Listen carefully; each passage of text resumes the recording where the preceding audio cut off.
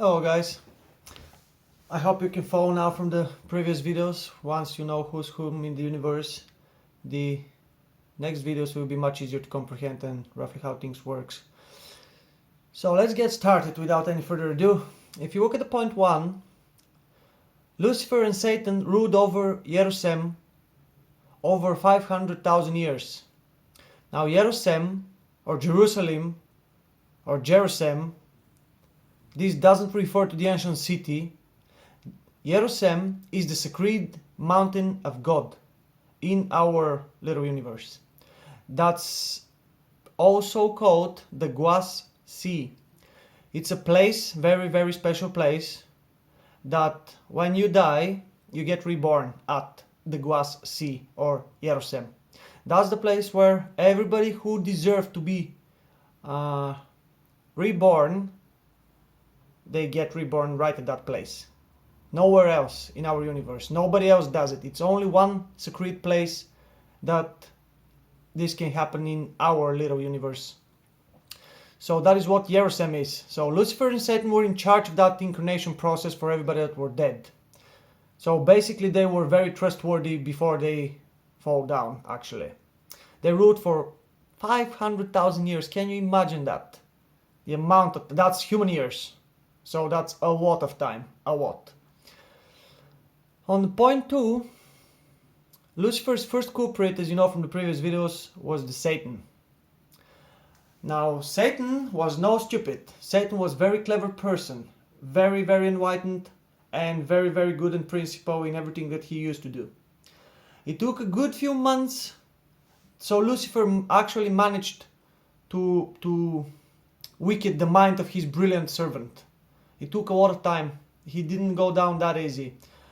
Point being is, you might ask yourself, okay, if you said Lucifer is so perfect and so on, and Satan and everybody else are so perfect, how come they're so dumb at the same time and they did what they did? Well, it works in a very simple way. Imagine this. Now, all these beings have spiritual shining, literally.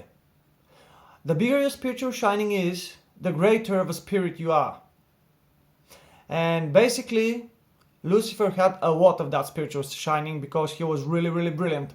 And Satan, his culprit, had less. That's why Lucifer was in charge of Satan. So imagine this. Your boss, you work in a company, and your boss comes to you and he says, oh, we're gonna do this and that for the good of the company. And if you're a good employee, you're gonna know roughly what's good and what's not for the company.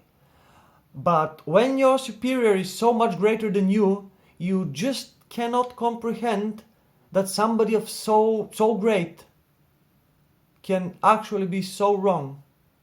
But this happens in our world as well, you know. Wrong decisions of CEOs can cost the entire company, pretty much. So that's what happened with Lucifer and Satan. Nobody, including even the lower levels, angels and so on, that Lucifer managed to deceive, nobody could comprehend that the creature of such magnitude and magnificence can be wrong.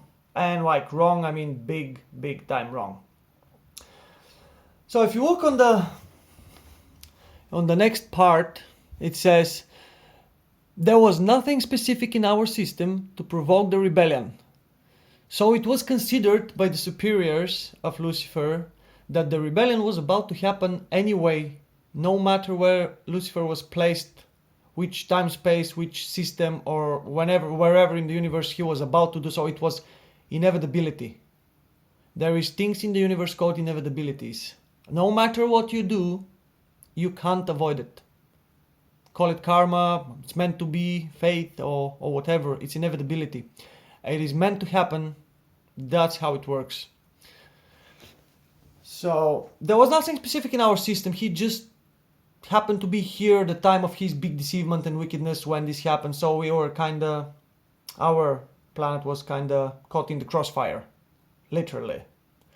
So Lucifer announced his great declaration of freedom. That declaration was announced a couple of days, well, universal days, not Earth days, before the annual visit of Gabriel of Jerusalem. Gabriel is well, imagine this, if Jesus is the general manager of a company, Gabriel, his bigger brother, older brother and wiser brother, is like the area manager or the regional manager, the person above Jesus. Now Jesus rules the universe on his own behalf, but there is always somebody superior. Exactly the same as the general manager and the area manager, as I told you. So the declaration was timed perfectly so everybody can hear it, because a lot of I'm gonna call them people, they're not people obviously, but a lot of angels and beings were gathering for the annual visit of Jerusalem when Gabriel was there. So he timed that very cleverly, so this matches with his annual visit, so he can proclaim his declaration of freedom. How did this happen though? So Lucifer deceived himself on part 5, if you take a look, that everything he was doing was for the better of the universe overall. He truly, really believed from inside of his heart that what he was doing was actually really, really good. As sad as it sounds, he was very wrong. But, when people do believe in something truly, no matter what you tell them from a side, you advise your friend, but don't do this and that because this and that's gonna happen. And he says, okay, but I believe in that and I'm still gonna do it. It's exactly the same. He managed to self-deceive himself. So later on he realized that what he did was very wrong, but it was very, very late. On point 6, by the time he comprehended his sin, because as self-deceived as you can be, when, let's say, you manage to persuade like 2 or 3 or 5%, I don't know the exact amount, but just a tiny little bit of all your people, all your minions so-called, if you only manage to pull a couple of them, that means that they don't believe in what you're doing. And if they don't believe in you, means whatever you're doing is wrong by different magnitude, but it is wrong. Because, if it's good, everybody will say, oh, let's do it. But this is not how it worked. Now, Gabriel went directly to the fathers of the galaxies. That's another very, very superior category of angels we're not going to discuss here. He went to them for advice how to proceed when he heard about the declaration of the freedom. And later on, Jesus and Gabriel offered multiple times to Lucifer and Satan to redeem their sin.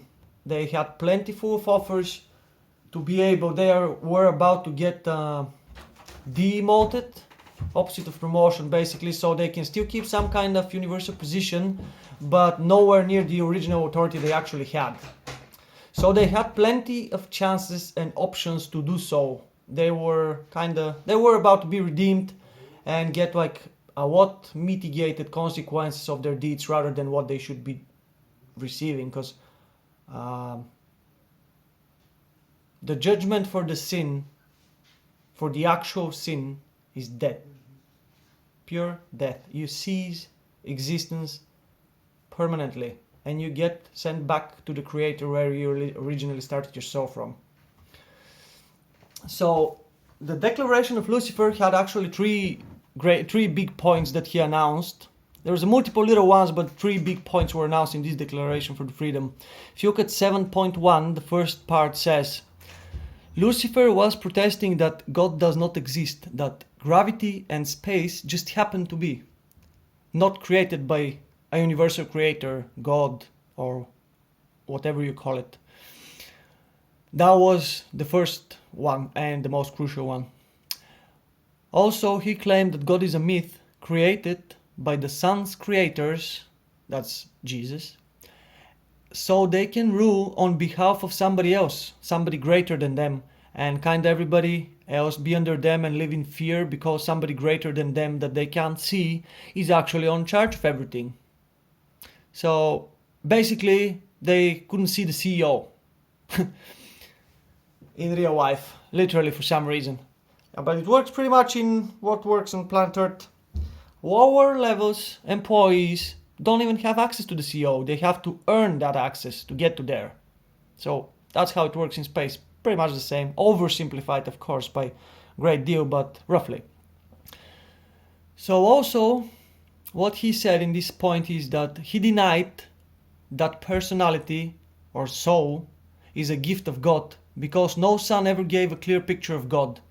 Now what I want to mention quickly here is that all the angels and everybody else that managed to reach God, every person has different perception of God. Completely different. No two perceptions in the entire universe are probably the same. Not even close by a long shot. And they all seen God at the same time, and they all understand it in a different way. It's very personal experience when you reach God. It's not like you saw God and God looks exactly the same way for everybody else who sees it. No, it's a completely different perception and personal for everybody. So I presume that's the reason that they were never told how things work in heaven. We're gonna get that in another chapter because it's very, very interesting. So basically, Lucifer never saw God and never knew about his actual existence. He was only being told that there is God and the Sun Creator rules on behalf of God. That's part of him getting deceived himself, most probably. Now on part 7.2, that's the second point of this rebellion, is that he had an open protest against the rulership of the Sun Creator, which is Michael of Nebodon, which is Jesus. Michael of Nebodon is his universal name.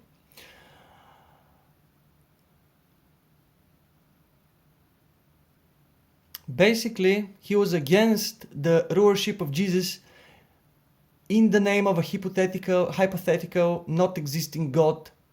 Basically, he was proposing that Jesus scammed everybody and lied to them, and God doesn't exist. So, point 3, his greatest fury above all these points and everything was at its peak against the Eternals in existence. That's a very, very high category of beings, of angels.